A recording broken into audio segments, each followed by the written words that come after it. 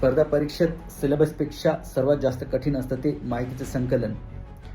माहिती खूप असते, प्रेशर पण खूप असतो, पण टिकतो तोच जो स्वतःवरती काम करतो आणि कन्सिस्टन्सी ठेवतो. तर स्वागत आहे माझ्या डेली स्टडी ब्लॉगमध्ये.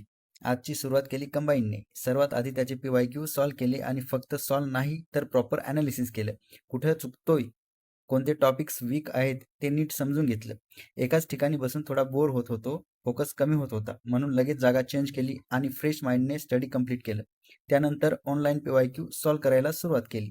इथे स्पीड आणि ॲक्युरेसीवर काम केलं. फ्लो मेंटेन ठेवत प्री प्लस मेन्सचे 3 चॅप्टरचे क्वेश्चन सॉल्व्ह केले. इव्हनिंगला मॅथ करायचं ठरवलं होतं. मॅथ अजून परफेक्ट जमत नाहीये, थोडं टफ जातंय, पण आज लेक्चर पूर्ण केलं आणि सर्वात महत्त्वाचं म्हणजे प्रोसेस क्लिअर केली. सर सोबत step by step question practice केली आणि त्यानंतर स्वतः प्रॅक्टिस केली, कारण एक्झाममध्ये आपल्यालाच सॉल्व्ह करायचं असतं. मॅथमध्ये कॉन्फिडन्स हळूहळू बिल्ड होतोय आणि कन्सिस्टन्सी मेंटेन ठेवायची आहे.